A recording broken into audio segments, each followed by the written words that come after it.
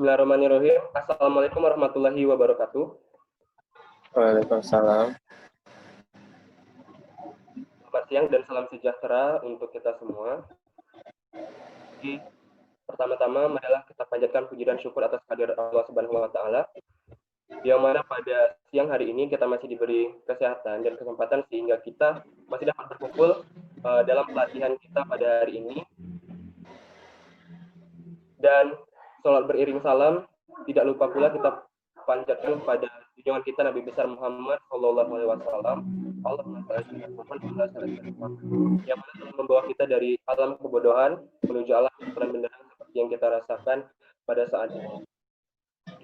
Baik, teman-temanku sekalian, sebelum acara kita mulai, ada baiknya saya memperkenalkan diri terlebih dahulu. Perkenalkan, nama saya Herman Bakti, dari jurusan akuntansi 2019, dan di sini saya di organisasi KEMI sebagai kepala divisi Departemen Pengembangan Prestasi dan sebagai anggota ilmi dari UKUA, dan di sini saya bertindak sebagai moderator. Dan selanjutnya sebelum itu ada baiknya saya akan membacakan susunan acara kita pada siang hari ini. Jadi, yang pertama adalah pembukaan, yang kedua adalah pengenalan pemateri, kemudian yang ketiga motivasi, yang keempat pembahasan mengenai materi, penyampaian materi dari pemateri, kemudian yang kelima itu tanya jawab, dan yang keenam itu adalah penutup. Jadi langsung saja untuk susunan acara kita yang pertama, itu adalah pembukaan. Mari kita buka acara pelatihan kita ini dengan melafazkan lafaz basmalah. Bismillahirrahmanirrahim. Selanjutnya, untuk yang kedua adalah susunan acara yang kedua, yaitu pengenalan materi. Jadi teman-teman sekalian, pada pelatihan kita pada siang hari ini, sebagai pemateri kita mempunyai tamu spesial. Jadi saya akan membacakan kurikulum vitae atau riwayat hidup dari beliau. Jadi beliau ialah Dr. Muhammad Iksan Hajri, ST, MM, CHRL, dalam organisasi macam prestasi di bidang karya tulis ilmiah.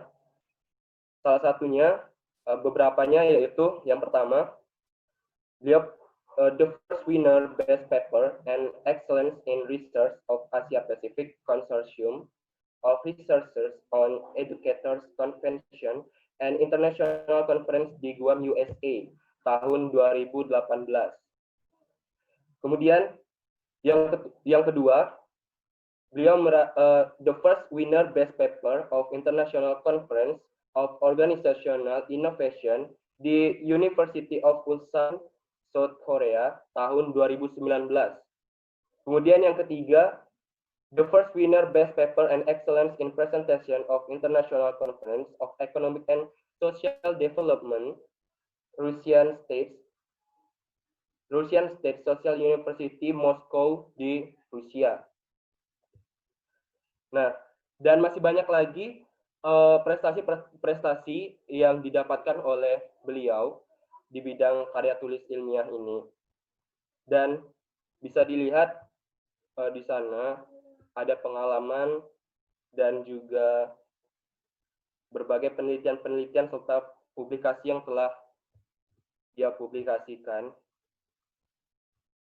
Untuk karya-karyanya bisa dilihat di sana.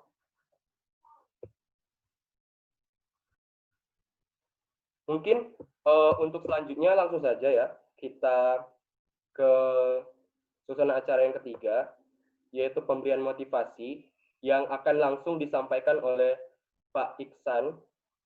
Kepada Pak Iksan, waktu dan tempat saya persilahkan untuk memberikan sedikit motivasi kepada teman-teman sekalian. Terima kasih Bakti sebagai moderator. Assalamualaikum warahmatullahi wabarakatuh. Apa kabar rekan-rekan, adik-adik. Saya nggak biasa manggil anak karena belum seumur anak saya gitu ya. Anak saya umurnya 4 tahun. Dengan adik kan umurnya ada yang sudah 20 tahun gitu ya.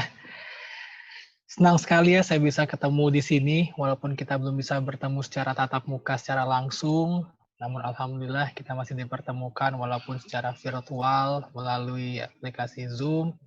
Saya senang sekali melihat rekan-rekan. Alhamdulillah dalam kondisi sehat-sehat semua ya. Mudah-mudahan kondisi sehat-sehat, stay safe, healthy, jaga kesehatan.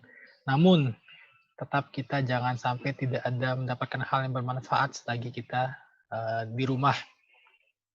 Ketika kita LFH, learning from home, tetap, tapi kita bisa mungkin kesempatan kita nih. Kalau saya di kelas dapat 2 ilmu, sekarang saya bisa dapat minimal 3 ilmu, atau sama 2 ilmu gitu kan. Apalagi sekarang banyak sekali kegiatan-kegiatan yang dilaksanakan dan itu free, lumayan kan. Kalau kawan-kawan lihat di pengumuman-pengumuman, ada webinar apa, silakan saja diikuti gitu. Mumpung belum masuk Agustus bulan depan, kita masuk semester baru yang insya Allah mungkin akan dilaksanakan secara daring juga sampai Desember, karena itu instruksi dari Kemendikbud. Mungkin ada sesi ini memang motivasi ini saya kasih, karena saya ingin rekan-rekan menjadi mahasiswa, bukan mahasiswa yang biasa-biasa saja gitu, namun yang menjadi bekal untuk kita nanti ke depan. Mau jadi apa kita? Jadi apa kita nanti itu tergantung kita. Mungkin saya saja mungkin share dari ininya ya, screen-nya ya. Tunggu. Saya mempedomani ini karena ya nasib kita tuh di tangan kita gitu ya. Tidak ada kita di tangan orang lain, di tangannya tidak ada. Kita sendiri yang mau jadi apa sih nanti kita, itu kita nentuin. Maka saya akan beri sedikit brainstorming lah untuk kawan-kawan, mudah-mudahan bermanfaat. Oke, saya buka dulu sebentar. Oh ya Pak, sekarang udah bisa share screen. Udah bisa share udah screen. Bisa. Saya share screen-nya ya? Ya. Oke, tar. Saya yang share-nya. Oke, wait.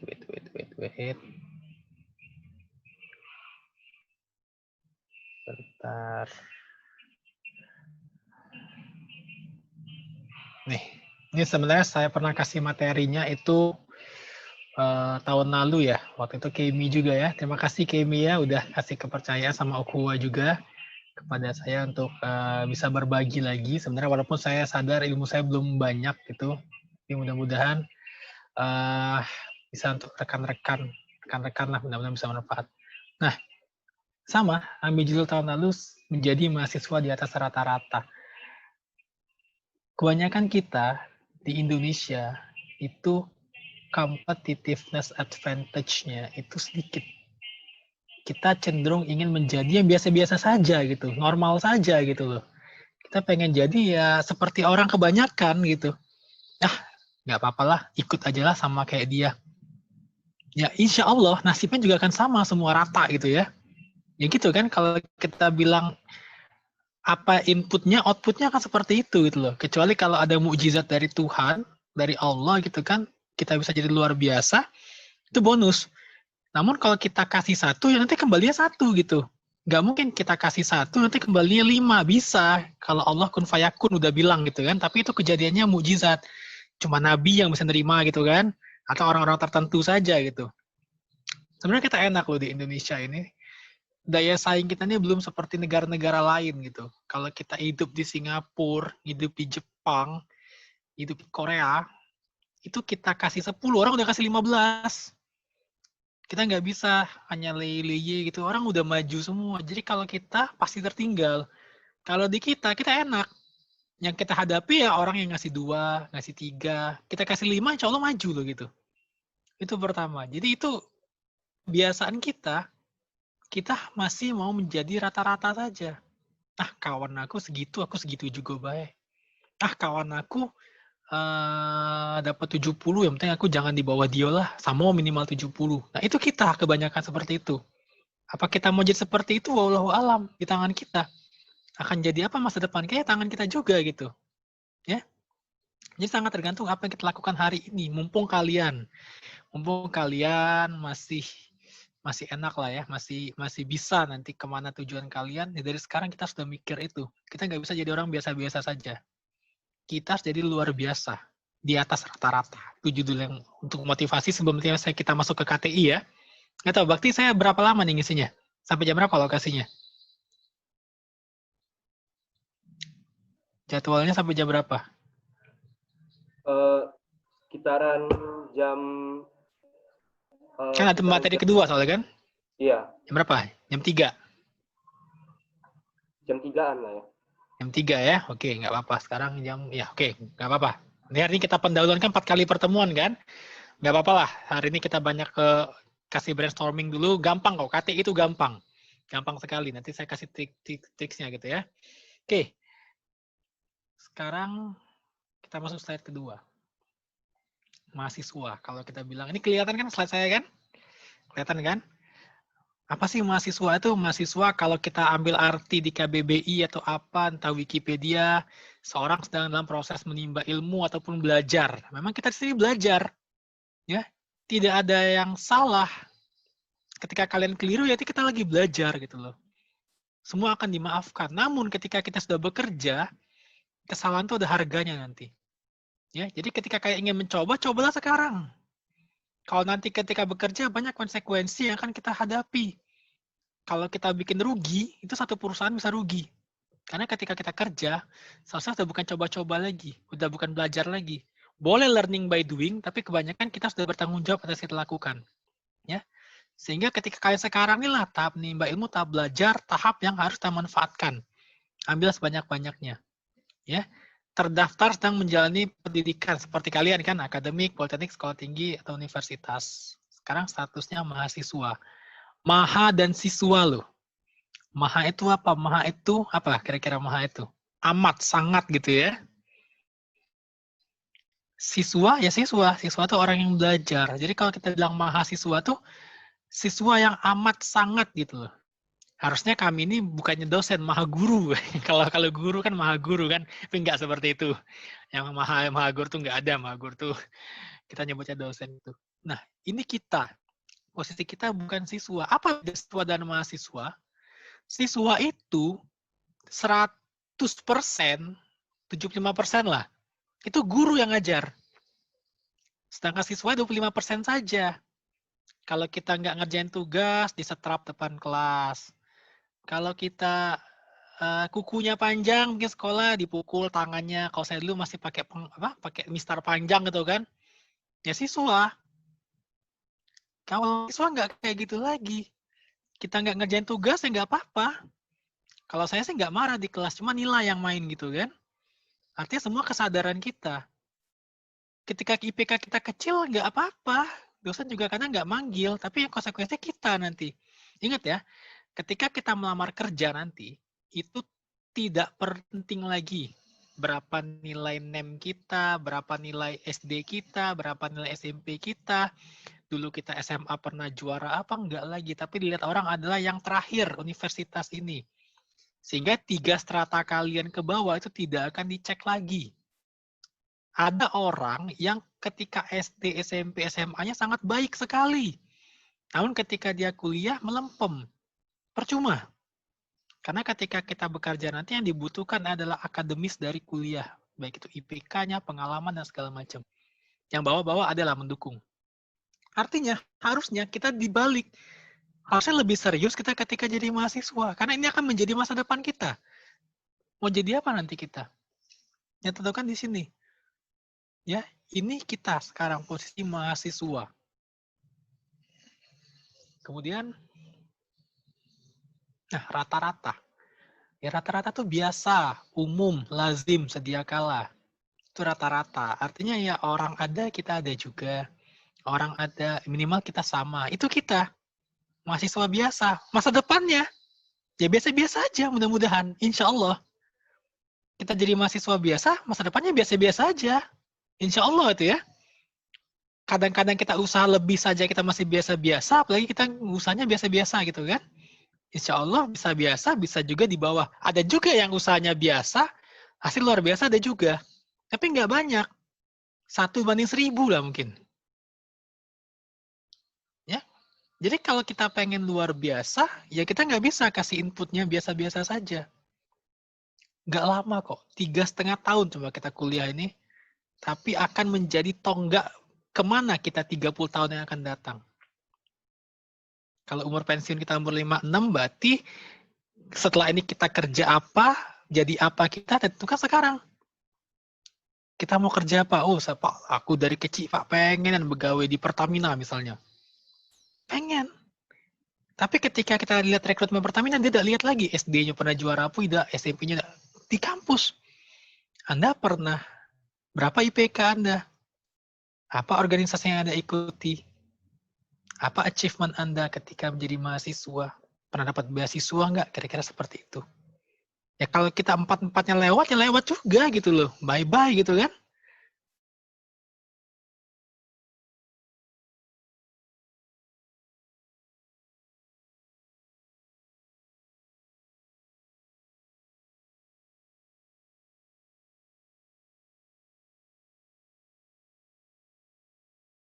Kuliah 10 selesai, itu masih lah nerima S1. Sekarang coba lihat, saya kemana habis nge-share pengumuman Bank Sumsel, itu menerima S2 juga. Bayangkan loh, menerima fresh graduate S2. Artinya apa? Standarnya udah berubah sekarang. Dulu zaman bapak saya, S1 itu sangat luar biasa loh. Ketika kita wisuda di Unsri, itu perusahaan banyak nunggu di depan. Buka stand. Ayo daftar dong ke kami. Dari BI, dari Pertamina, tahun 80-an itu ya. Kita tinggal milih. Sekarang nggak bisa lagi seperti itu. Nanti ada slide saya. Ideal kita itu berubah terus. Ya, ya jadi ya kalau kita jadi rata-rata biasa ya sudah biasa juga kitanya.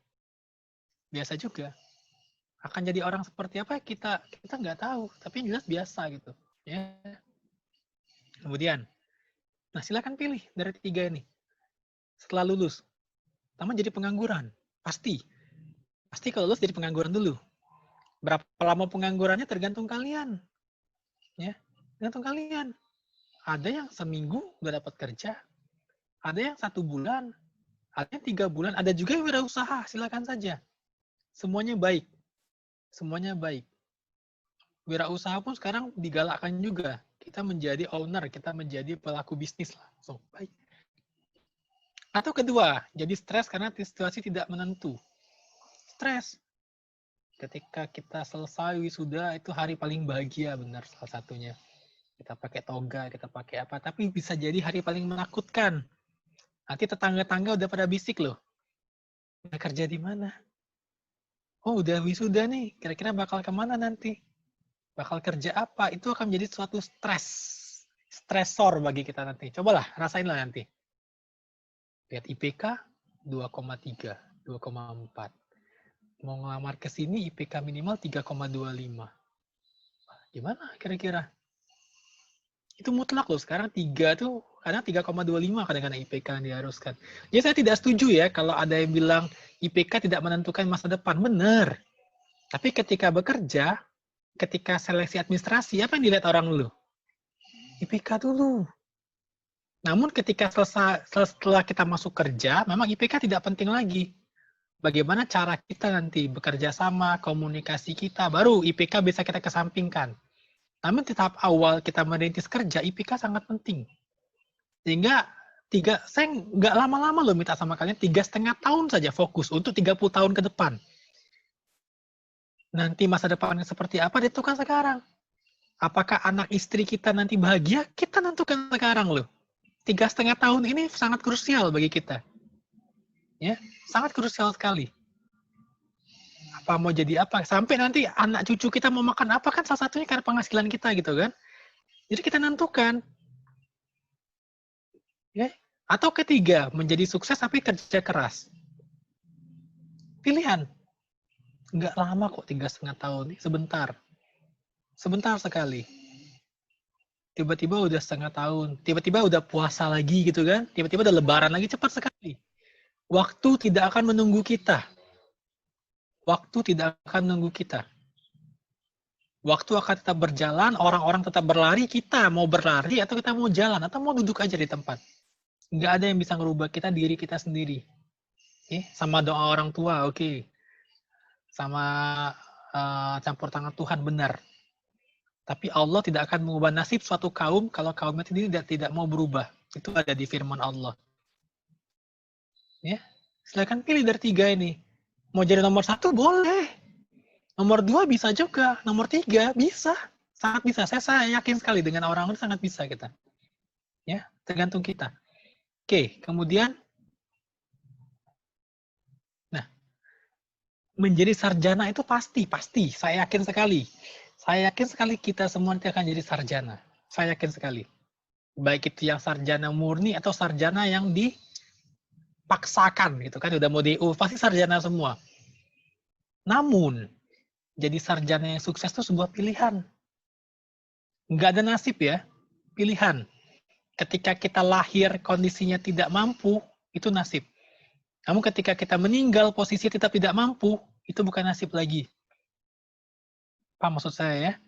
Jadi sarjana itu pasti.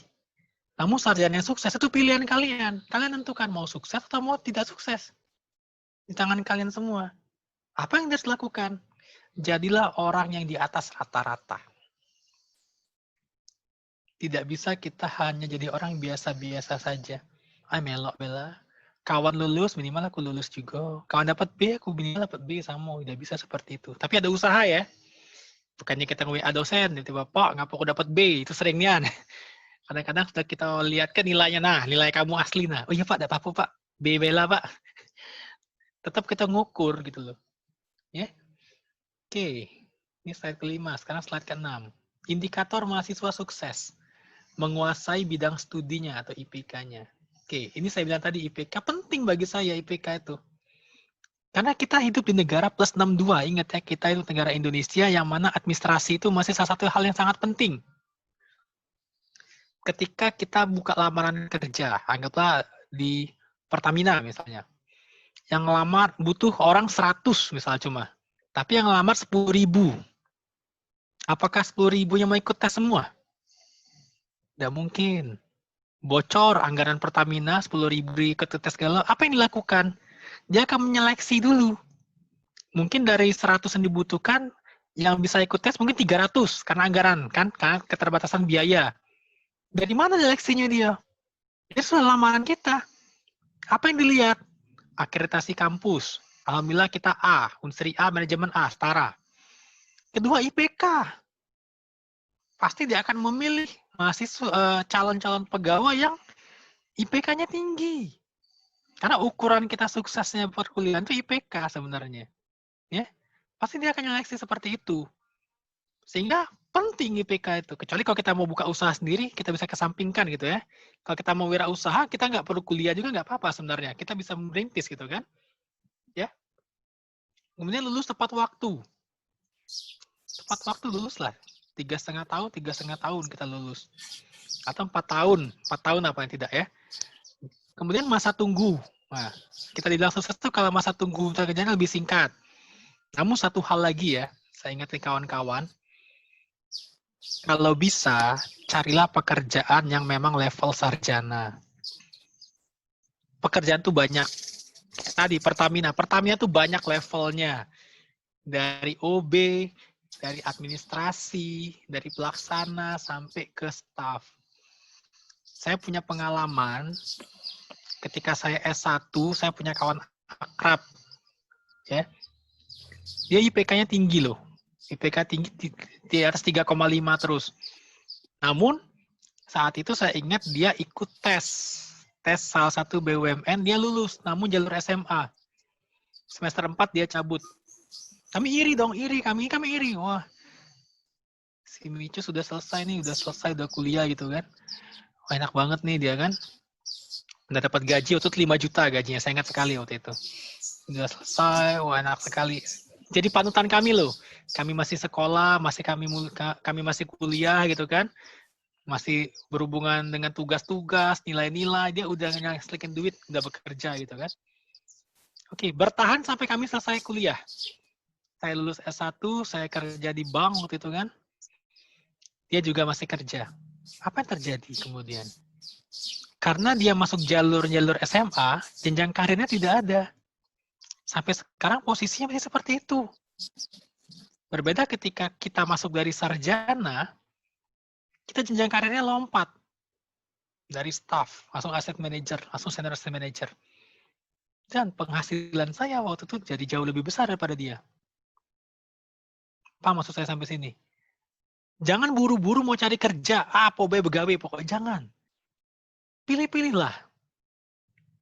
Ya. Pilih-pilih yang idaman kita dulu dengan posisi yang bagus. Kalau kita tamat ini, kalau posisi S1 itu biasanya ODP, Officer Development Program, itu calon-calon pimpinan. Atau kalau di perusahaan namanya MDP, Management Development Program. Itu jalur-jalur sarjana kan dijadikan pimpinan. Atau manajemen trainee. Gitu ya. Jangan kita melamar ke posisi-posisi yang kualifikasi D3, kualifikasinya SMA, tetap bekerja di Pertamina, tapi ambil yang SMA. Tidak akan jenjang karir, tidak ada gitu loh. Akan sayang sekali, ya. Ambillah pekerjaan yang memang sesuai dengan stratifikasi kita. Ini banyak sekali saya temui. Rekan-rekan mahasiswa, kakak-kakak tingkat kalian, mereka lomba-lomba nanti. Oh, aku udah begawi duluan, aku udah kerja duluan. Tapi ketika kerja, aduh kok saya nggak naik-naik ya? Kok teman saya sebelah kok udah naik jadi asisten manajer, kok saya belum? Ya Anda melamarnya di mana? Anda melamar jadi posisi staff atau Anda melamar posisi pelaksana? Kan beda-beda. Kayak di militer.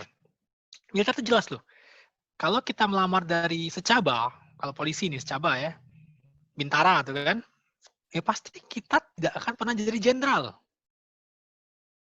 Karena jenjang karirnya secaba itu paling mentok AKBP gitu kan, kompol. Ya karena memang jalur seperti itu. Kecuali kita dapat penghargaan luar biasa, nanti kita jadi jenderal. Tapi kalau kita dari perwira, kalau militer tuh akmil, memang calon jenderal. Nah, maksud saya seperti itu. Jangan kita nanti masuk jalur yang biasa-biasa saja. Jangan. Memang di awalnya oke, tapi kita akan merasa ketika kawan-kawan kita, kok kita masuk barengan ya? Kok kamu udah jadi manajer, kok saya masih staff? Nah, itu nggak enak sekali loh rasanya. Benar. Ingat ya, sekarang perusahaan-perusahaan menentukan stratifikasi dari pertama kali masuk. Dan beberapa perusahaan swasta, BUMN pun juga tidak ada penyetaraan. Ya, ketika kita masuk jalur SMA, ya SMA walaupun kita S1. Susah disetarain. Nanti dia tahun depan buka lagi untuk yang S1. Malah yang di bawah kita akan naik di atas kita. Itu akan kalian rasakan kalau kalian ngambil begawe-gawe baik. Nggak lihat lagi. Ya. Oke, kemudian itu 3. Nah, kemudian ini saya bilang, tuntutan kompetensi. Kita lihat. Yang hitam yang dulu. Zaman dulu, S1.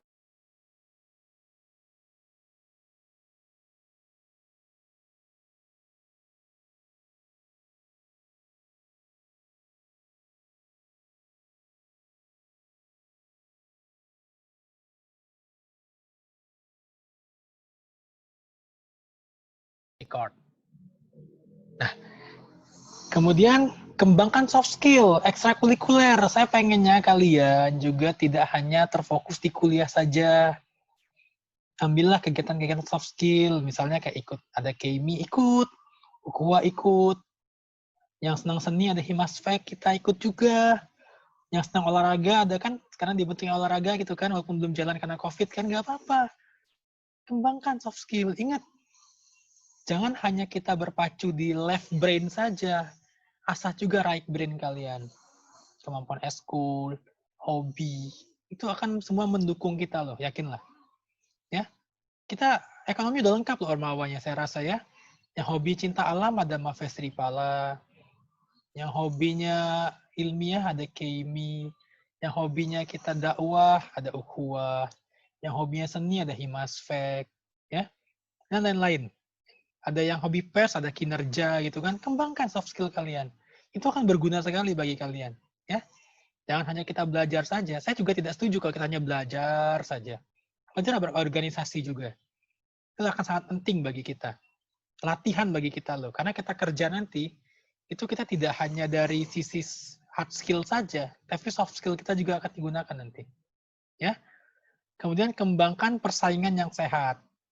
Timbulkan semangat kompetisi. Semangatnya ya, kita ambil semangat kompetisi, semangat untuk menjadi lebih baik. Itu kita tumbuhkan. Namun yang sehat, jangan saling menjatuhkan, jangan kira-kira kita timbul fitnah-fitnah, jangan. Ya, kembangkan persaingan yang sehat. Lalu yang ke-8, perluas networking. Dari sekarang, perluas networking, jaringan. Salah satu kunci sukses ialah salah satu dari networking. Ingat, di negara 62 ini, kita harus banyak juga tergantung di networking. Kita pintar, tidak ada networking, susah juga. Silakan saja, sekarang kan banyak. Ada kegiatan-kegiatan, kita ikut, nambah network kita. Dengan ikut organisasi, kita bisa network. Kita bisa ketemu kawan-kawan dari segala penjuru gitu kan. Itu sangat berguna nanti bagi kita ke depan. Yakinlah, network itu, network yang sehat tapi ya, akan membantu karir kita ke depan. Ya, sekarang bangunlah network Anda. Ya, entah bersama rekan-rekan mahasiswa kampus lain, terlibat organisasi apa, silakan. Bangunlah network kalian. Itu akan berguna sekali bagi kalian nanti. Oke. Kemudian membangun SDM yang tangguh. 4 skill yang dibutuhkan sekarang, ya. 4 skill yang kita butuhkan sekarang. Hard skill. Hard skill ya ilmu kompetensi inti kita tadi ya. Kamu akuntansi harus kuat akuntansinya, manajemen harus kuat manajemennya, itu hard skill.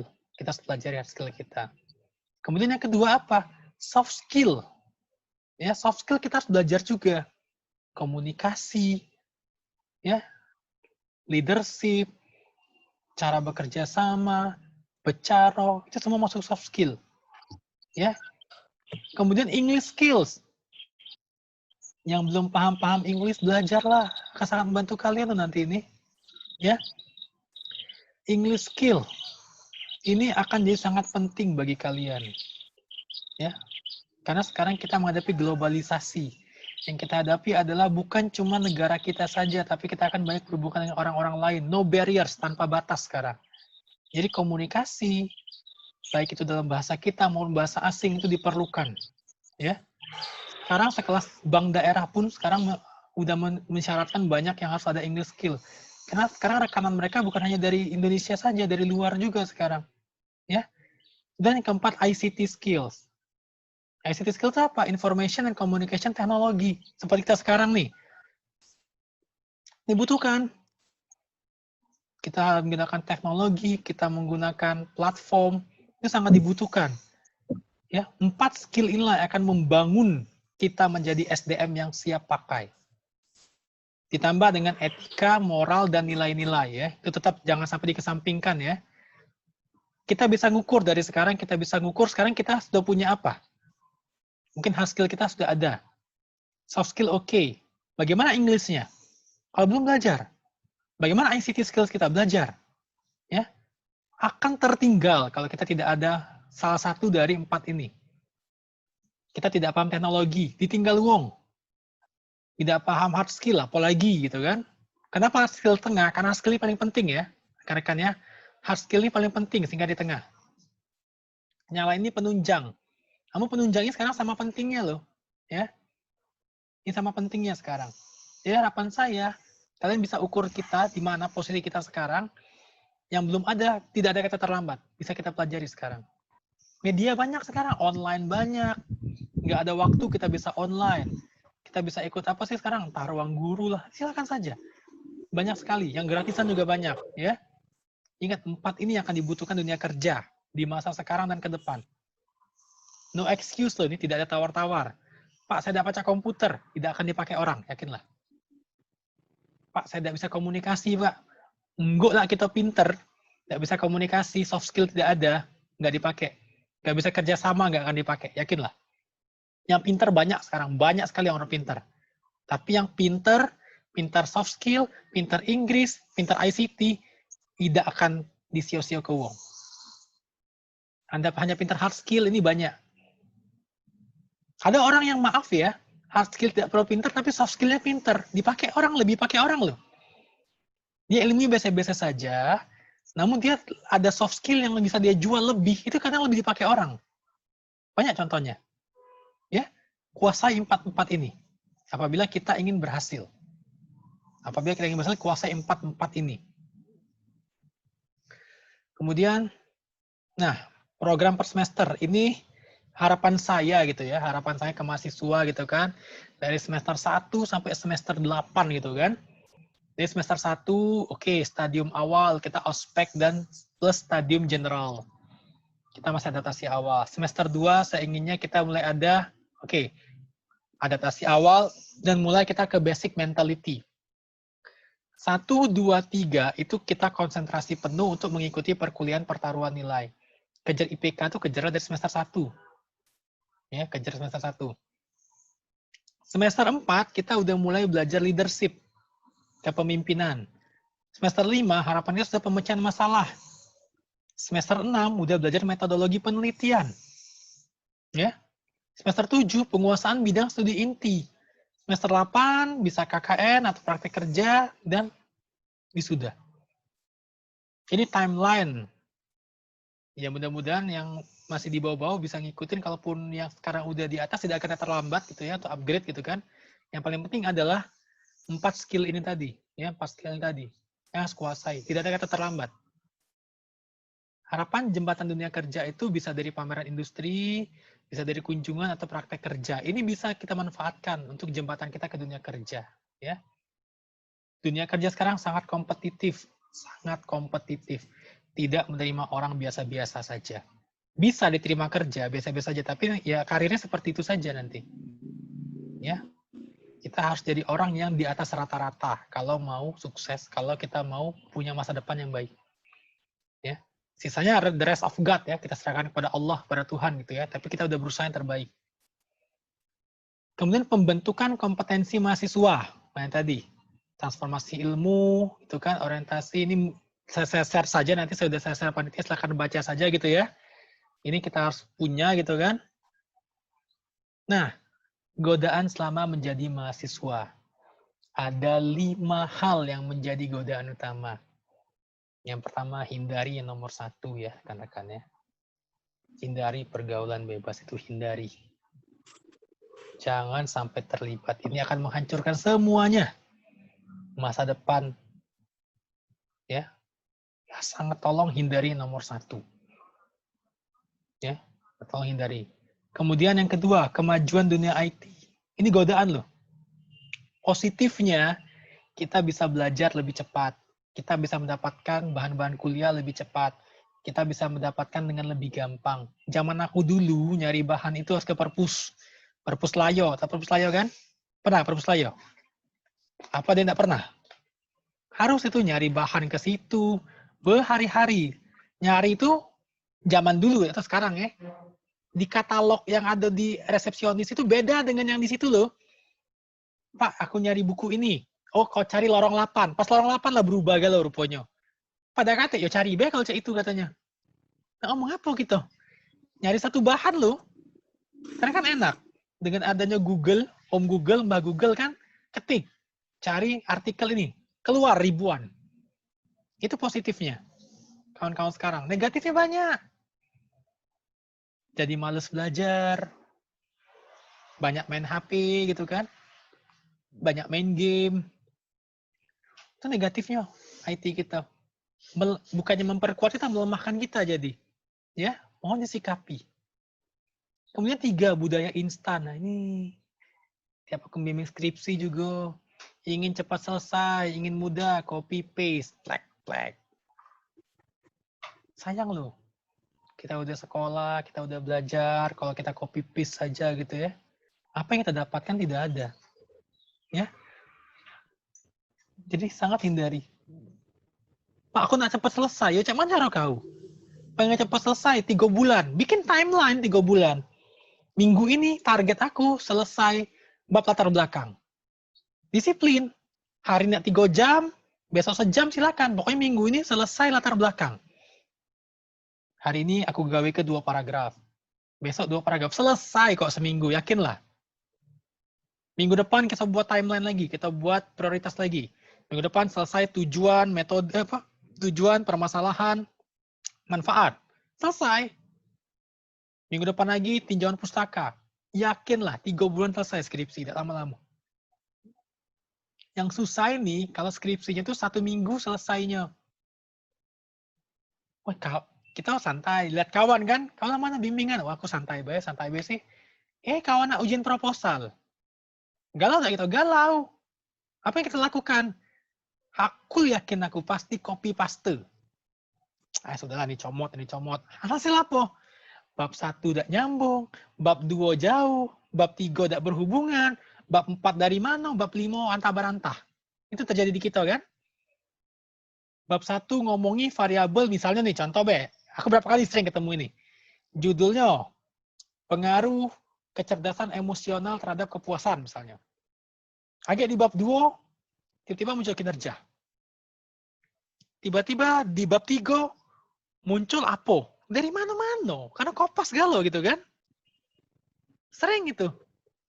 Budaya instan tadi kan. Asal ketika diuji tak bisa gitu. Nah.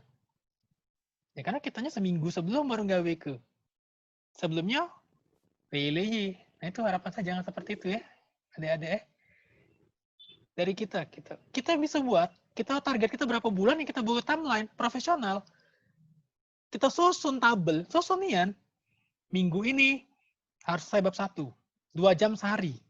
Ternyata besok kita udah bisa kerja nih, gara-gara besok ada keluarga datang. Ya kompensasinya di hari ketiga, kita jadi ke 3 jam gitu kan, sehingga selesai seminggu itu. Dan ketika selesai, kasih reward ke kita. Wah, aku udah selesai tepat waktu nih, bab 1. Aku nak makan agak enak misalnya. Atau aku nak jalan-jalan, kasih reward ke badan kita loh. Kasih reward ke diri kita sendiri. Kita udah selesai tepat waktu. Selalu lakukan itu. Aku minggu depan selesai bab 2 nih. Minggu depan lagi bab 3 nih.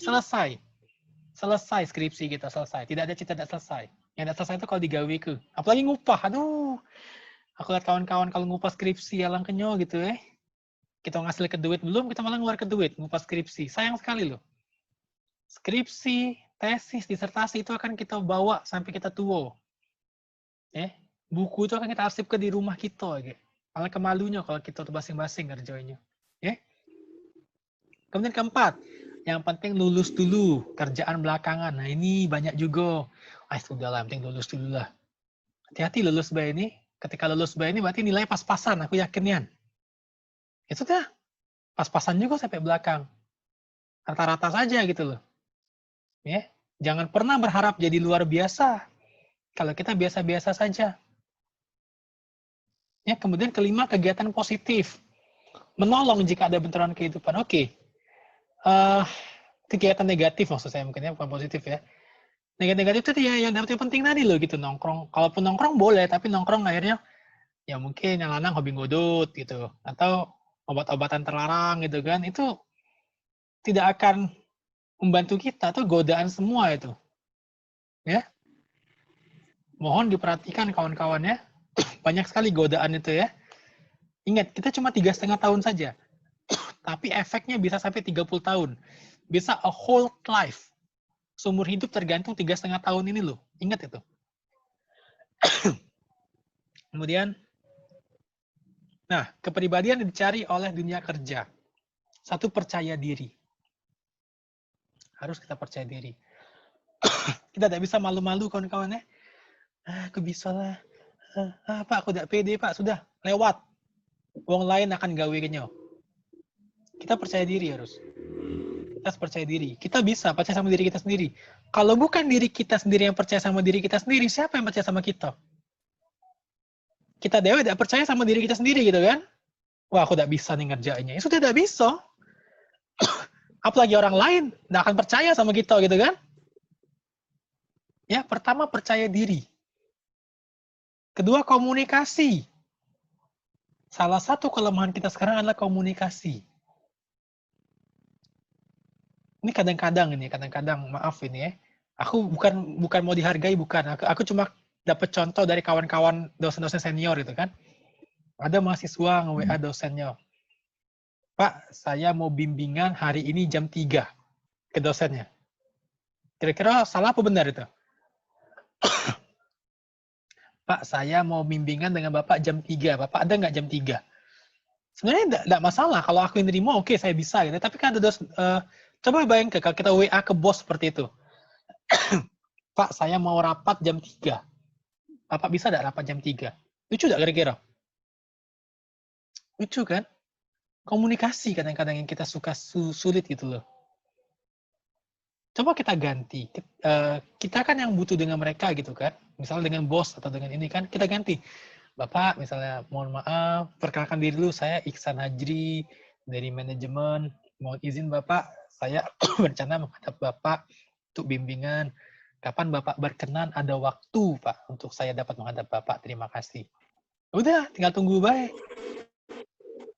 Lebih enak. Itu komunikasi. Dengan bos juga. Ya, dengan bos juga seperti itu. Jangan kita yang mendikte mereka. Ini komunikasi kadang-kadang kita susah kerja di dunia kerja itu komunikasi tadi loh. Komunikasi yang kita bangun itu tidak sesuai. Apalagi kalau bos-bos yang agak tua-tua itu agak sensitif loh. Hati-hati. Ya, bahaya. Kemudian matang.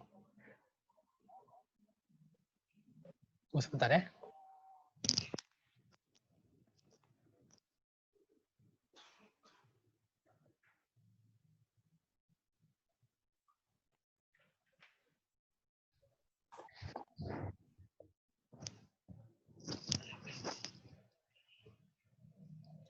Oke, kemudian yang ketiga matang. Matang di sini artinya apa? Dewasa loh gitu. Kita tuh tahu apa yang kita perbuat, kita bisa bertanggung jawab. Bukan kayak kekanak-kanakan lagi gitu ya. Dia merajok sama bos. Dimarah bos kali merajok gitu kan. Tidak seperti itu loh gitu ya. Kita tuh sudah berusaha ya ketika kita pekerja, kita ini orang yang digaji gitu loh. Kita ini jadi orang yang matang harus. Profesional. Tidak bisa kita main-main gitu kan. Kalau kita masih mahasiswa, ingat, mahasiswa kan belajar kan, kita masih bisa salah. Kita masih bisa mungkin, gitu kan, excuse. Tapi ketika kita kerja, kita nggak bisa lagi, kita matang. Ya, dewasa, bertanggung jawab, berintegritas, itu matang. Keempat, daya juang tinggi. Kelihatan kok orang itu mana yang punya daya juang tinggi, mana yang enggak. Ketika perusahaan melihat, kita kan, dari wawancara kerja saja lihat. Pakai baju biasa saja, pakai sendal jepit. Kelihatan nggak orang itu punya daya juang tinggi nggak? Akan terefleksi, ini begawi, caknya setengah hati, baik caknya.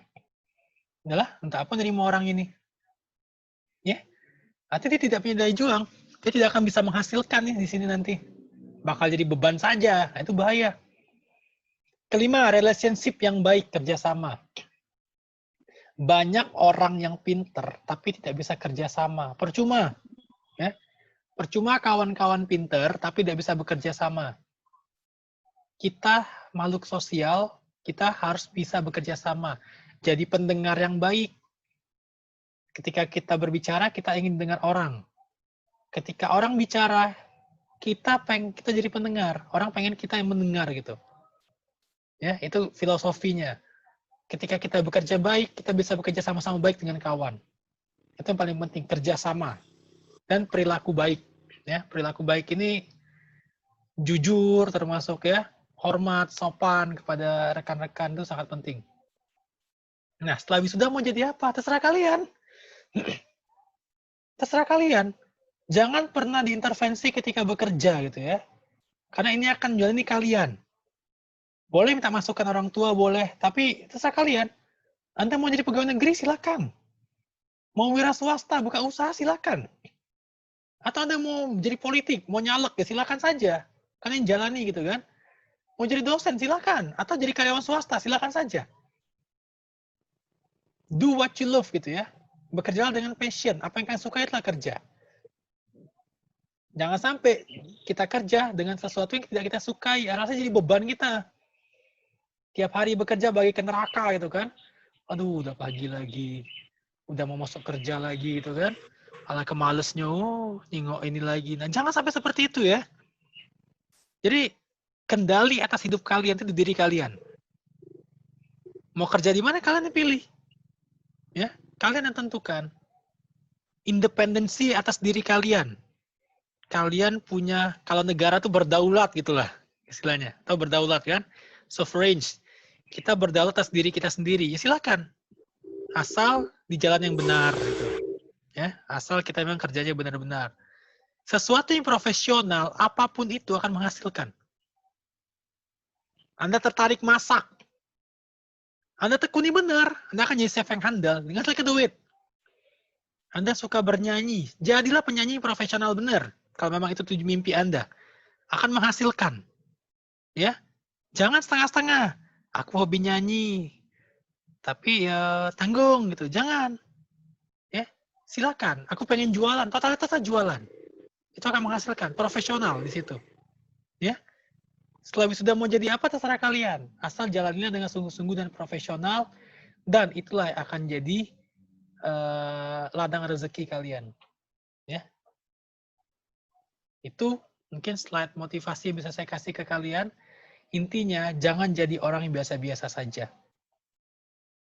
Jadilah yang di atas rata-rata tanpa menjatuhkan orang lain. Ingat ya. Jadilah orang yang luar biasa tanpa menjatuhkan orang lain.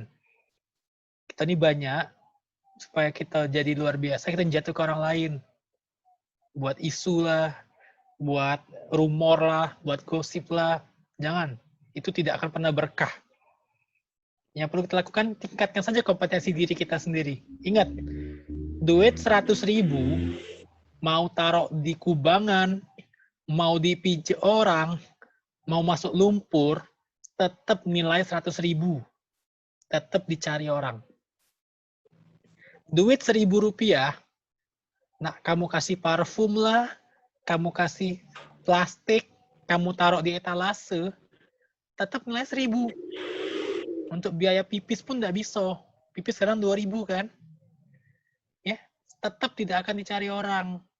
Itu sosokan bayar dari 1.000 tuh. Itu filosofi intinya ya. Yang paling penting tingkatkan nilai kita. Jadi 100.000. Bukan baju kita yang tingkat ke, nilai kita, kompetensi kita kita tingkat ke. Cek mana supaya nilai aku sama dengan uang 100.000, itu yang paling penting. Ya. Mungkin untuk yang motivasi mungkin sampai di sini. Sebelum kita masuk ke karya tulis ilmiah. Saya lanjut kali ya. Nanti ada diskusi ya, tapi nanti aja diskusinya Hakim ya. Sama? Bakti ya. Oke, saya lanjut aja dulu ya, Ya, langsung lanjut aja ke bab aja ya. satu. Oke. Ya. Bentar. Saya stop sharing dulu. Share, saya buka slide kedua. Hari ini saya pengenalan saja, paling KTI ya. Nanti minggu depan kita baru masuk ke teknis ya. Akan kita bahas bab per bab.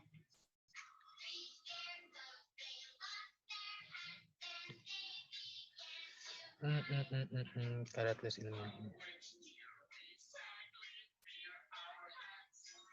Oke, ini yang kedua, ini pengenalan saja mungkin ya. Saya share screen dulu. Oke, kebaca ya. Ini juga pernah saya sampaikan waktu itu di acara KMI juga tahun lalu. Ini kita refresh sebelum kita masuk ya. Jadi karya tulis ilmiah. Oke, kebaca ya. Karya tulis ilmiah itu tulisan atau laporan tertulis yang memaparkan hasil penelitian atau pengkajian suatu masalah.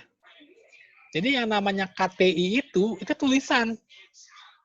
Tidak ada KTI itu lisan ya. Boleh disampaikan secara lisan, tapi tetap ada dasarnya tulisan atau laporan tertulis. Isinya apa? Bisa hasil penelitian, bisa pengkajian suatu masalah. Ya, oleh seseorang atau tim yang memenuhi kaidah. Ciri khas KTI itu ada kaidah keilmuan atau etika keilmuan. Itu wajib. Yang dikukuhkan dan ditaati oleh masyarakat keilmuan. Jadi kita tidak bisa menulis KTI dengan cara kita sendiri. Aku nak bab 2 dulu, Pak. Habis itu bab 3. Tidak bisa. Ya. Aku pengen bab yang satu ini, aku pengen metode dulu, Pak. Nanti setelahnya baru teori. Tidak bisa. Ya. Kita harus ikut kaidah keilmuan. Baru kita bisa dibilang karya tulis ilmiah. Ya. Secara struktur. Itu KTI. Slide-nya saya kasih, nanti bisa dibaca juga, kawan-kawan. Nah, kemudian KTI itu informasi, pembahasan, data, dan simpulan dari KTI dapat dijadikan acuan. Makanya ketika kita nulis KTI harus hati-hati loh. Jangan pernah menyampaikan informasi yang tidak benar.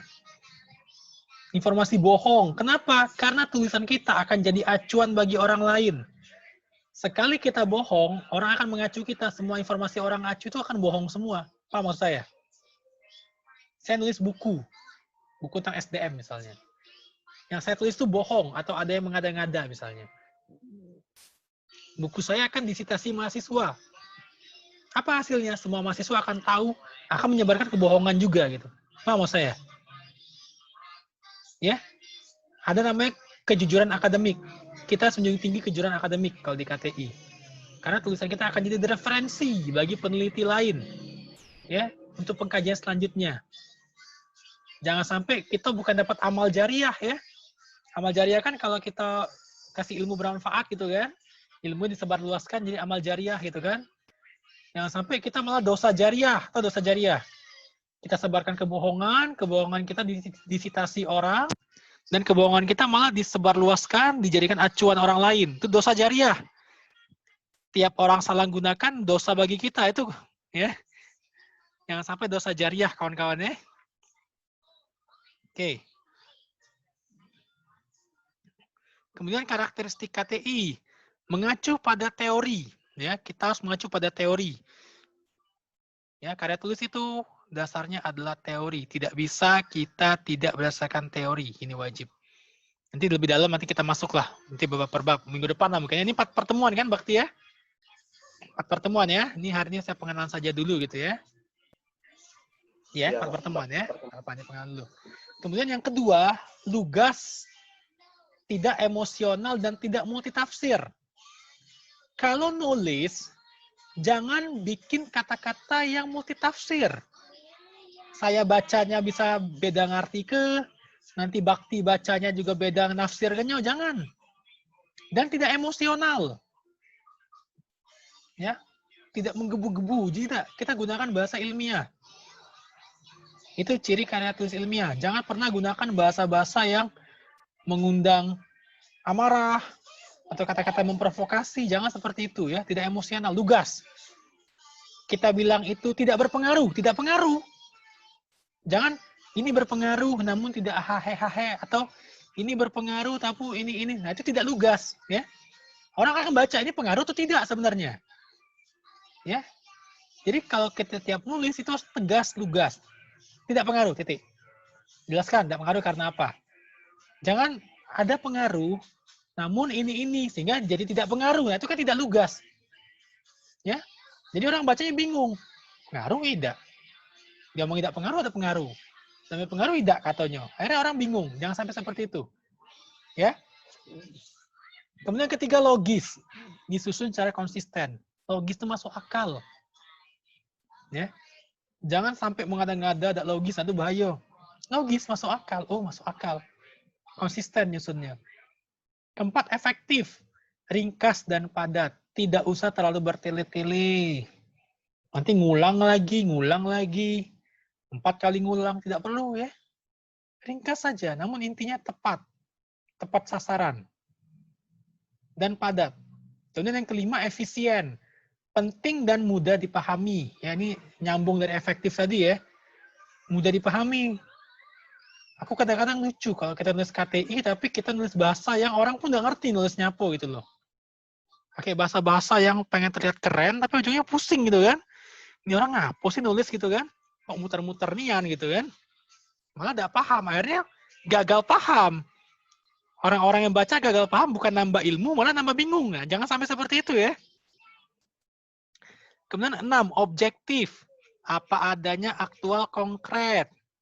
Jangan pernah ada hoax. Kalau tidak dapat data, sampaikan. Data yang didapat tidak lengkap. Data yang didapat tidak banyak. Sehingga diharapkan penelitian selanjutnya bisa melengkapi. Ya, kita objektif. Jangan pernah, oh ini soal sudah dapat semua, datanya lengkap. Padahal yang sisanya ngada-ngada. Jangan loh. Dosa jariah loh. Ya, dosa jariah. Ingat. Kalau memang belum dapat lengkap dan deadline, sebutkan di KTI kita. Keterbatasan data karena keterbatasan waktu. Ke depan akan disempurnakan lagi. Atau ada peneliti selanjutnya yang ingin meneliti lebih lanjut, silakan saja teruskan data ini. Lebih baik seperti itu. Daripada kita buat-buat. Ya. Kemudian sistematis. Penulisan sesuai prosedur dan kaidah yang berlaku. Oke, sistematis. Dari bab 1, bab 2, bab 3, atau sesuai dengan ketentuan yang dipersyaratkan oleh jurnal atau penyedia dari publishernya. Oke. Oke, jenis tes KTI ya. Ini ada berapa nih? Saya ada 4 nih. Yang pertama itu artikel. Nah, artikel. Artikel ini karya tulis ilmiah yang dirancang untuk dimuat dalam jurnal atau kumpulan artikel yang ditulis dengan tata cara ilmiah dan mengikuti pedoman ilmiah yang disepakati. Artikel ini diangkat dari hasil pemikiran, kajian pustaka, atau hasil pengembangan proyek. Jadi kita ada penelitian atau ada suatu kualitatif boleh lah gitu, kajian review boleh kita tulis bentuk artikel. Ya, nanti kita kasih contoh gitu ya. Sistematikanya itu artikel itu pertama judul. Kedua nama penulis tanpa gelar ya. Jangan pernah nulis nama penulis itu pakai gelar di artikel. Dan afiliasinya. Dari mana? Dari Unsri kah? Dari UI kah? Misalnya. Dari UTB kah dibuat afiliasi? Atau dari LIPI? Atau dari apa disebutkan ya? Kemudian 3, abstrak plus keyword. Abstrak yang baik itu biasanya 250 word. Sampai 300 word. Jangan lebih dari situ. Dan 1 paragraf saja. Abstrak yang baik itu cukup 1 paragraf. Jangan pernah bikin abstrak 2-3 paragraf. Itu bukan abstrak lagi namanya. Itu udah masuk latar belakang nanti. Ya, 1 saja. Kemudian pendahuluan. Pendahuluan itu termasuk latar belakang tujuan. Nanti belah lebih dalam nanti minggu depan. Ya, ini saya kasih sistematikanya dulu. Kemudian kajian teori plus penelitian terdahulu. Harus ada teori yang kita pakai. Plus pernah ada orang meneliti. Ingat, kita bukan orang pertama yang meneliti ya. Jadi kita tetap masukkan penelitian terdahulu di situ. Sehingga kita bisa merumuskan hipotesisnya nanti. Kemudian ke-6 metode. Metode apa yang kita pakai di penelitian kita? Itu artikel ini. Kemudian 7 hasil dan pembahasan. Ke-8 kesimpulan plus rekomendasi. Ya, ini yang paling penting loh sebenarnya. 7 dan 8-nya paling penting. Jangan sampai 7-8-nya melempem. Apalagi rekomendasi itu paling penting loh. Ya, itulah nanti intisari kenapa kita meneliti. Dari yang rekomendasi tadi. Ya, ke-9 yang tidak kalah pentingnya daftar pustaka. Ingat, kita mengutip punya orang, kita masukkan ke daftar pustaka. Jangan pernah tidak kita libatkan. Ya, ini artikel. Artikel ini sifatnya lebih kompleks dibandingkan paper atau makalah.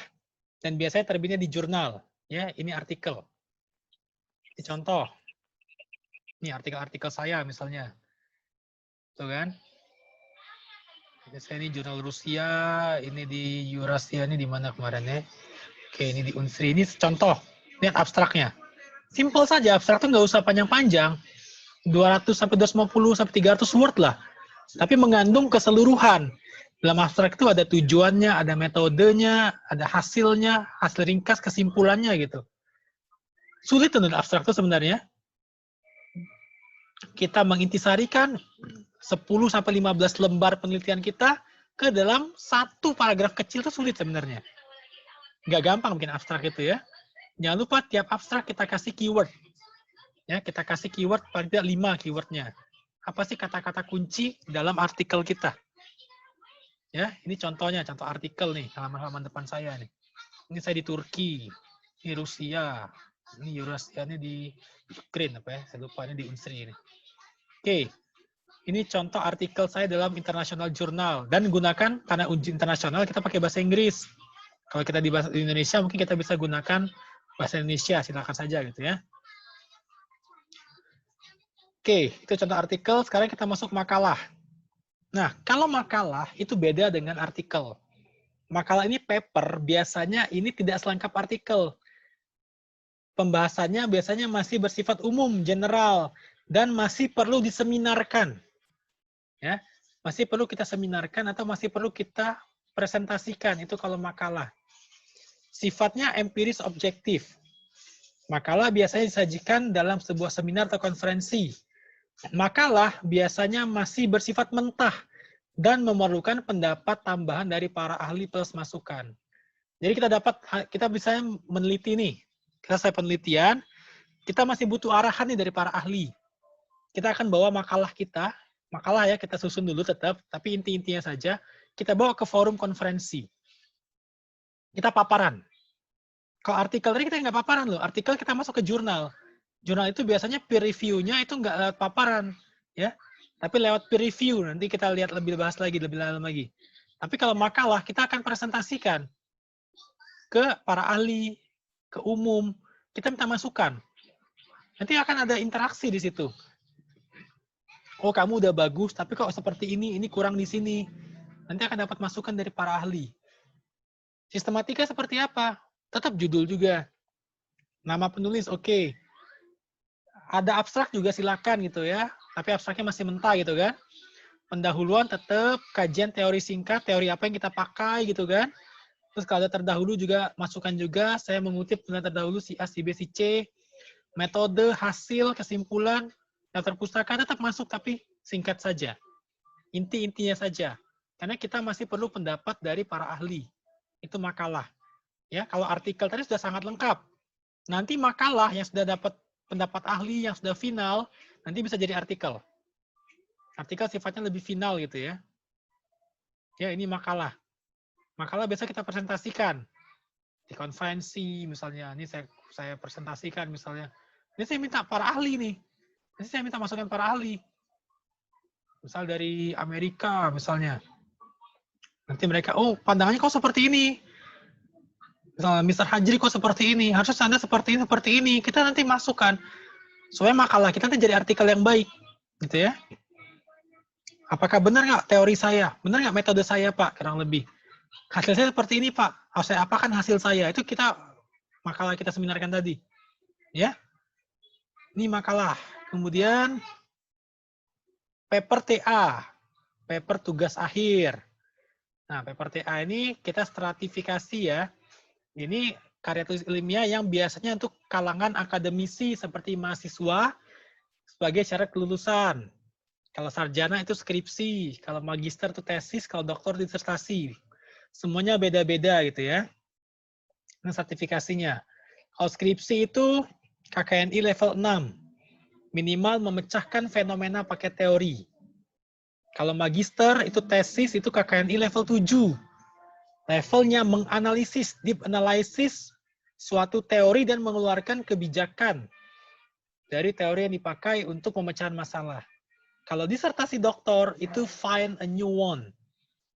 You must search for novelty or originality. Artinya kita menemukan sesuatu yang baru yang belum pernah orang teliti. Kalau orang lain sudah pernah teliti, tidak bisa jadi disertasi. Kita find new concept, new proposition. Kita menemukan suatu konsep baru, sehingga kita bisa jadi satu disertasi. Ya, itu perbedaan dari 3 strata dari karya TA, tugas akhir. Nah, sistematikanya untuk bab 1 itu pendahuluan tetap. Ya. Bahan, latar belakang, rumusan masalah, tujuan dan manfaat. Ini sudah baku ya, di mana-mana seperti ini gitu ya. Ya, ini harus jelas, lengkap. Ada fenomena gap, ada riset gap-nya gitu ya. Kemudian ada juga tujuan yang jelas, manfaatnya apa, dan novelty atau originality harus juga masuk seperti itu. Ya, ini di bab 1 semua harus dijelaskan. Nanti lebih dalam akan kita bahas minggu depan. Kemudian bab 2, kajian teori. Grand teori apa yang kita pakai? Kemudian apply teorinya seperti apa? Kemudian setelah apply teori, middle teori seperti apa? Itu ada semua loh. Ya, tidak bisa kita menyimpulkan suatu kerangka pikir tanpa ada teori. Itu salah besar. Ya, nanti akan bahas lebih depan lebih lanjut. Ada kajian teori, yang terdahulu kerangka pikir dan hipotesis. Sampai kita bisa berhipotesis itu harus ada kuat di bab 2-nya. Kemudian bab 3, metodologi, jenis penelitian, jenis data, populasi, sampel, definisi operasional, identifikasi, alat analisis uji yang dilakukan. Ini harus lengkap. Bagaimana cara kita untuk menganalisis, bagaimana cara kita meneliti, ini kita jelaskan di bab 3. Harus lengkap, harus jelas, harus terukur. Kemudian yang keempat, hasil dan pembahasan. Kalau 3 bab ini lancar, 4 ini sama 5 ini jalan baik sebenarnya. 3 ini kita bahas di proposal ya. Kalau kita ujian proposal nih 3 bab ini kita bahas. Nah, squat 4 dan 5 ini hasil dari 3 bab kita tadi. Namun pekerjaan kita adalah bab 4 dan bab 5. Gawian kita tuh bab 4 dan bab 5. Bab 1, bab 2, bab 3 ini kita banyak ngutip orang. Bukan kerjaan kita. Kerjaan kita bab 4, bab 5.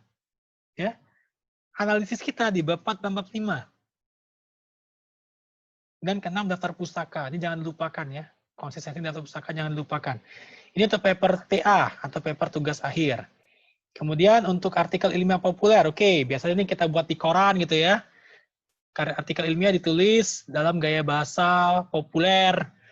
Bisa bahasa media, jurnalistik, itu dimuat di media massa, surat kabar, majalah, dan sebagainya. Oke.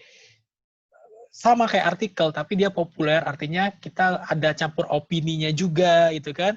Ada campur pandangan kita, itu sudah jadi karya ilmiah dengan gaya bahasa populer. Kalau tadi ke artikel yang nomor 1 ini ilmiah. Namun, kita buktikannya secara ilmiah. Namun kalau populer, itu kita bisa berupa opini juga bisa.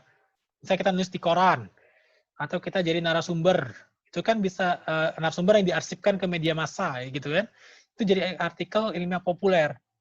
Ya, contoh. Kemudian, hint, tabel dan gambar. Nah, setiap tabel mohon dinomori. Dinomori urut dan sebutkan sumbernya, sources-nya. Kadang-kadang nggak kita tampilkan sources-nya. Kadang-kadang nggak kita nomorin, harus runut. Gambar juga seperti itu, dibikin nama, figure 1 atau gambar 1, apa nama gambarnya. Kalau memang kita yang ngerumuskan, nggak usah tulis sumber. Kayak ini kan research model. Ini rumusan saya. Dari latar belakang, dari dasar teori yang digunakan, dari terdahulu penelitian, sehingga saya bisa merumuskan. Sehingga saya nggak tulis sumber di sini. Saya tulis figure 1 research model, karena saya merumuskan. Tapi karena yang di atas ini, sumbernya dari, saya bersumbernya dari ini, dari kuesioner gitu kan yang diambil. Jadi sumbernya processes primary data, sehingga saya tulis sumbernya. Ya. Ini harus dibuat nomor penomoran. Sering sekali kawan-kawan kita nggak dibikin nomor. Dan sebaiknya di daftar isi ditambahkan juga daftar isi, tabel dan gambar. Ya, jadi kita runut sekali. Kemudian, nah daftar pustaka juga. Daftar pustaka mohon konsisten. Ini saya contoh, saya nulis pakai APA model. APA. APA itu American Association Psychological American Psychology Association. Gaya nulis APA. Kita ilmu ekonomi biasa pakai APA. Mohon konsisten. Jangan campur-campur. Dan biasanya daftar pustaka ini misalkan urutan nama ya, urutan abjad. A, B, C, D, E, F, G sampai Z. Ini misal contoh, ini gaya tulis APA. APA ini nama belakang, kemudian nama depan disingkat. Misal saya Muhammad Iksan Hajri. Berarti nulisnya Hajri, M, T, I. Ya. Seperti itu nulisnya. Itu kalau versi APA. Kemudian titik buka kurung. Tahun berapa tulisan saya? Misal 2019. Tutup kurung. Judulnya kemudian. Habis judul baru sumbernya dari apa. Ini macam-macam ya. Nanti ada pertemuan keempat rasanya untuk daftar pustaka. Saya akan bahas secara detail sekali. Berbagai macam jenis daftar pustaka. Ya. Kalau tidak kita buat daftar pustaka, kita masuk orang yang plagiat. Ya. Kita masuk plagiarism. Ini sangat penting. Penghargaan kepada yang kita kutip juga daftar pustaka ini. Ya. Akan saya bahas pertemuan keempat nanti daftar pustaka lebih banyak. Oke, terima kasih. Mungkin untuk pertemuan awal, motivasi dan tadi sekilas naik KTI. Sekarang udah pas juga jam 3.10 gitu kan. Silakan saya kembalikan ke Bakti. Mungkin ada diskusi atau ada pertanyaan, silakan nanti minggu depan mari kita bahas bab per bab secara detail dan dalam. Silakan Bakti. Saya kembalikan ke moderator.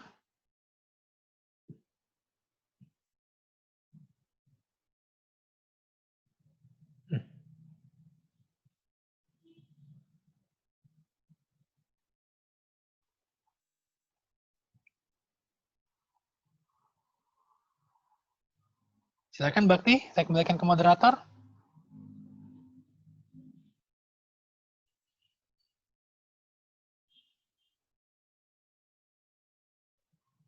Nah, ini. Dan Bakti. Oh.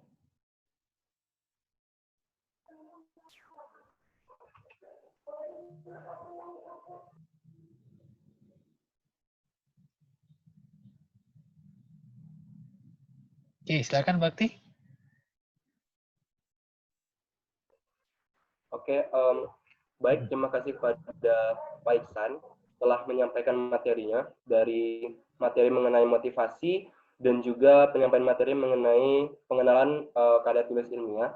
Dan langsung saja, selanjutnya kita masuk ke sesi tanya jawab. Jadi untuk teman-teman sekalian, bagi yang ingin bertanya, silakan izin pada saya terlebih dahulu, nanti biar bisa dipersilakan untuk bertanya pada Pak Iksan. Bagi yang ingin bertanya, silakan jangan di-unmute.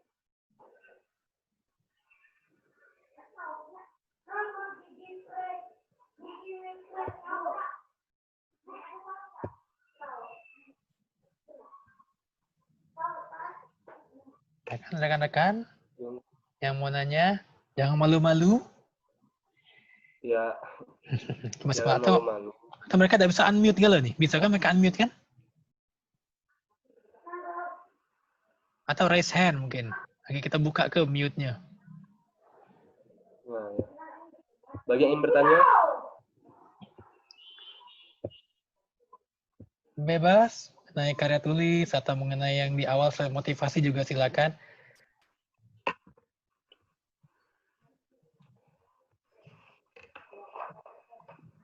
jadi mungkin karena belum ada, mungkin saya ingin bertanya, Pak. Ya, silakan Bakti.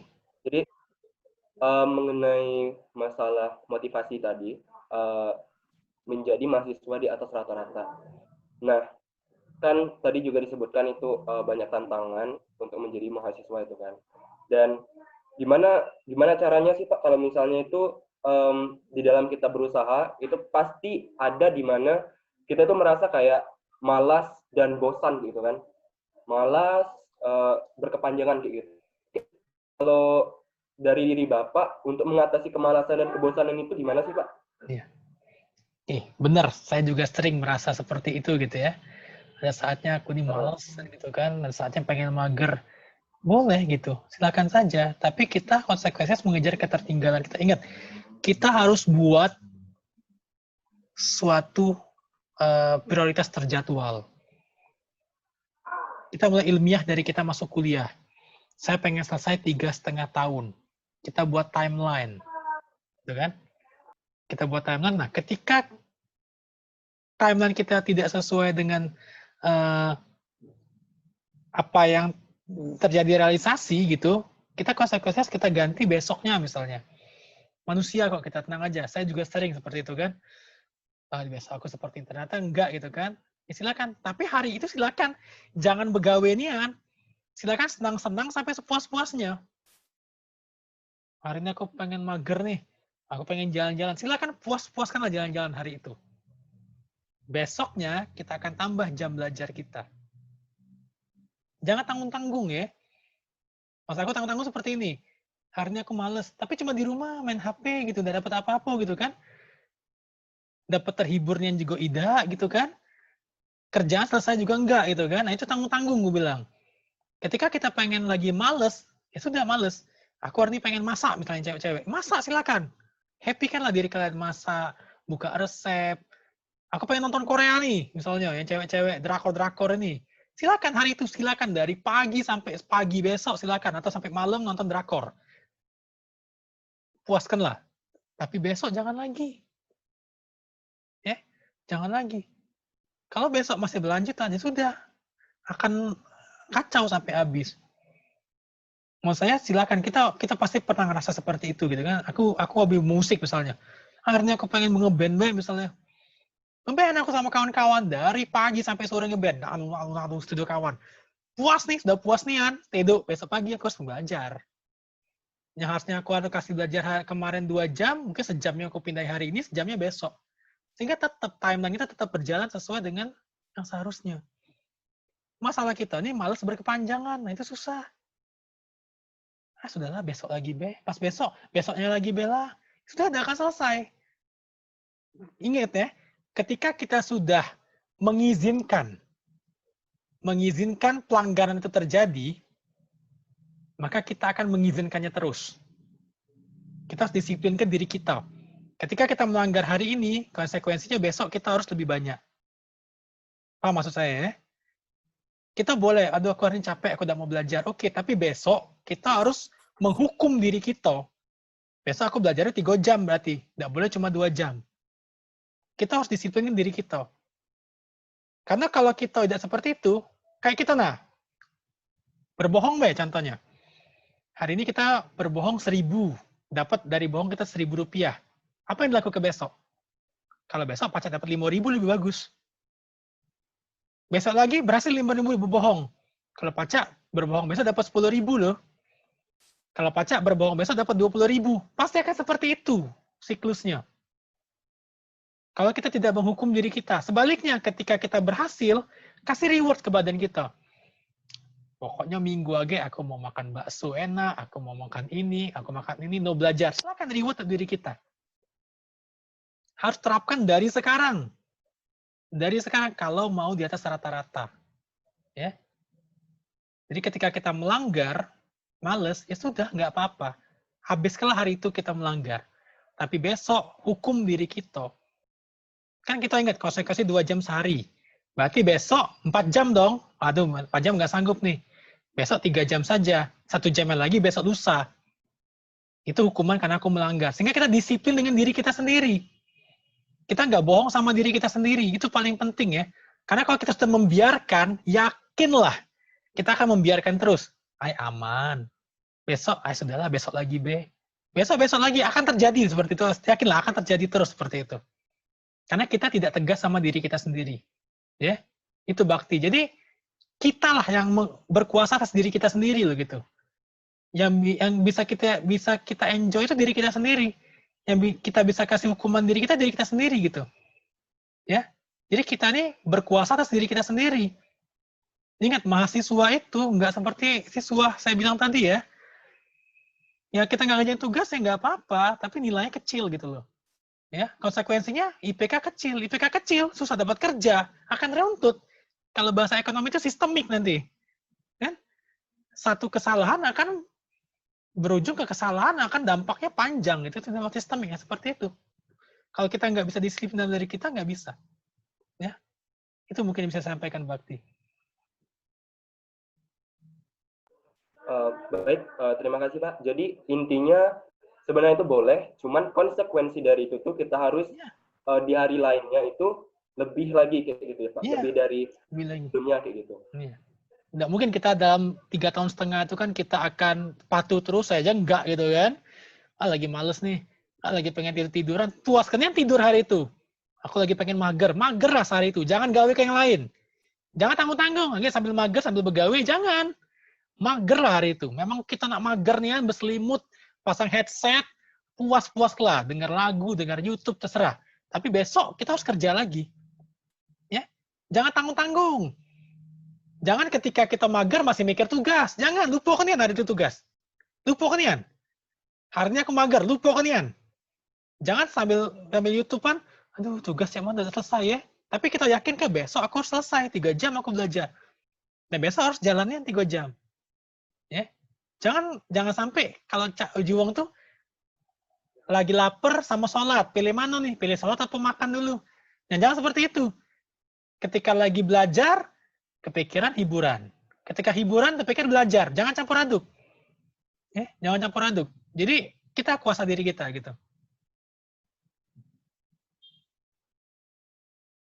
Oke, silakan Bakti.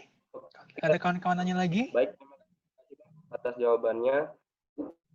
Untuk teman-teman, bagi masih ada yang ingin bertanya, silahkan untuk bertanya dan jangan lupa untuk memperkenalkan diri terlebih dahulu. Izin moderator mau bertanya. Iya, siap. Silakan. Perkenalan dulu terlebih dahulu. Ya, perkenalkan nama saya Dima Andriani dari jurusan Ekonomi Pembangunan angkatan 2018. Ini Pak, jurusan Ekonomi Pembangunan angkatan 2018. Kan tadi itu kan salah satu poin utama untuk membangun SDM yang tangguh itu kan harus kita kuasain dulu hard skill kita kan Pak.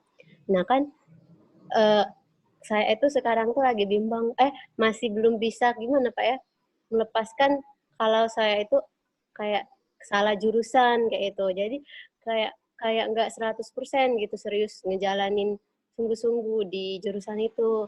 Nah, gimana Pak cara tipsnya biar bisa gitu lupain yang salah jurusan segala macam itu. Makasih.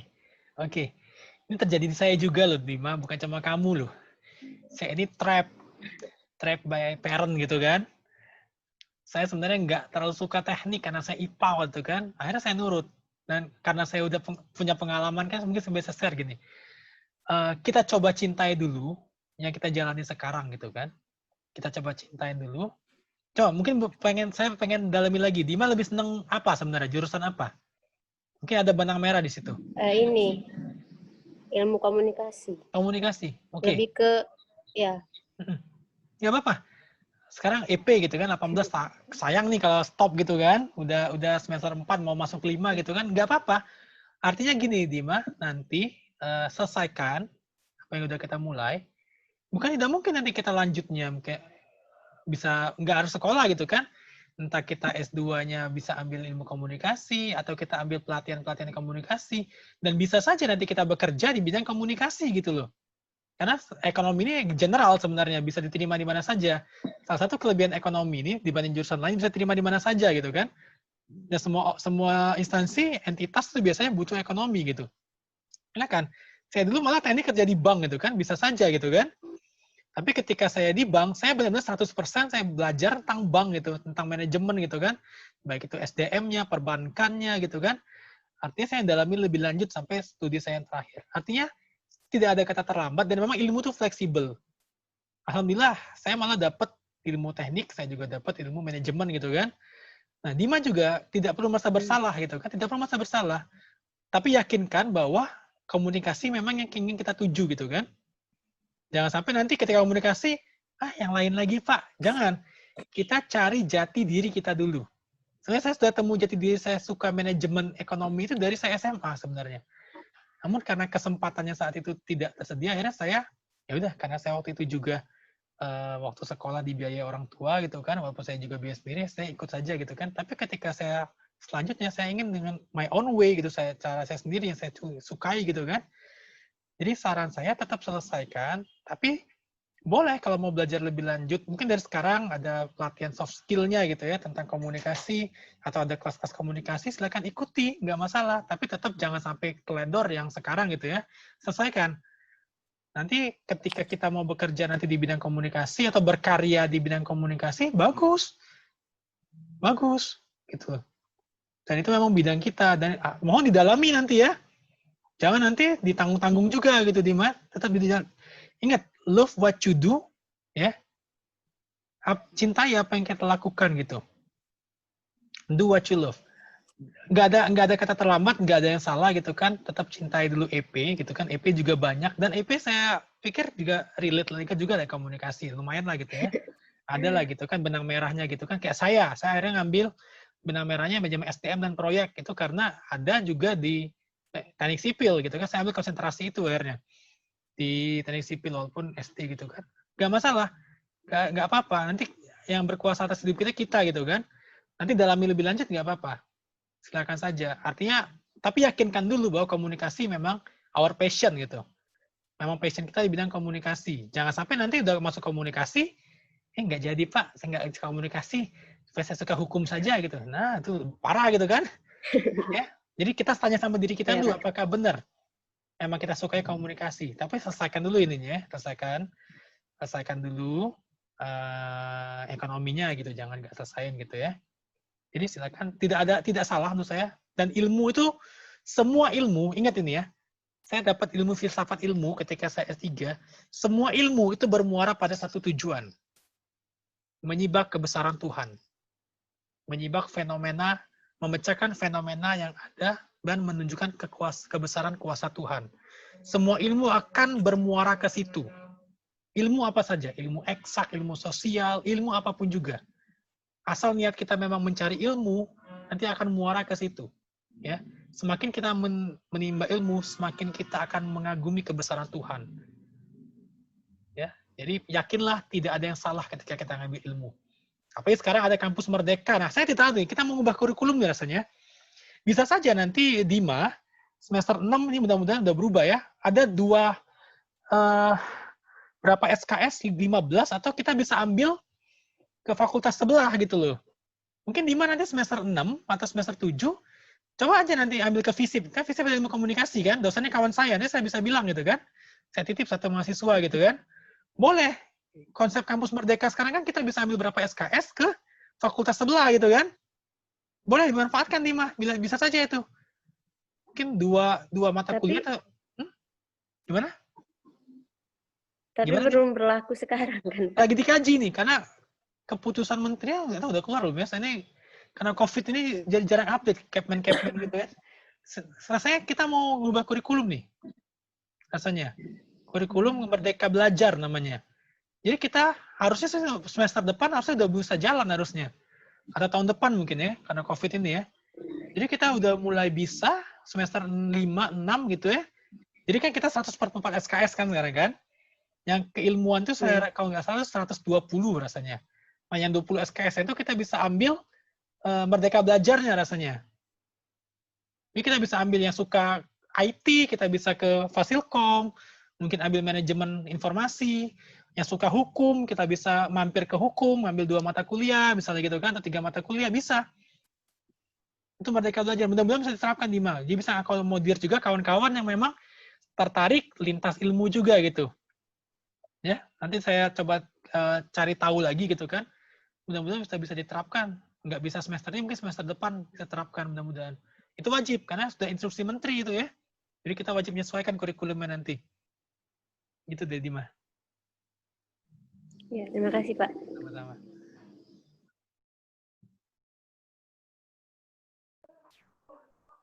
Baik, terima kasih kepada Pak Ihsan. Jadi udah jelas ya untuk Mbak Dima mengenai pertanyaannya tadi. Ya, Kak, sudah. Baik, berhubung waktu sudah mau sholat asar juga, mungkin kita sudahi dulu untuk pertemuan pertama kita pada hari ini. Dan saya ucapkan kepada Pak Ihsan banyak terima kasih karena udah menyempatkan waktu untuk hadir di pelatihan kami sebagai pemateri. Dan langsung saja ke susunan acara yang terakhir, yaitu penutup. Oh ya, sebelum ditutup, jadi kita mau mengadakan ini dulu, Pak, foto bersama. Boleh.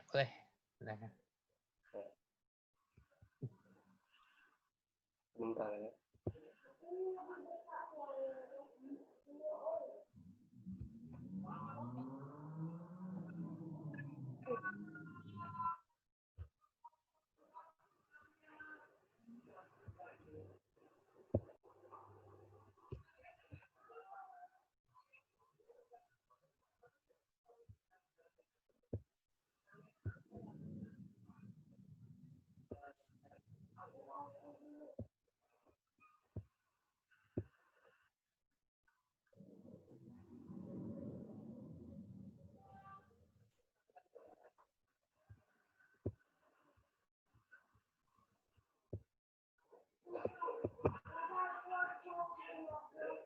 Baik.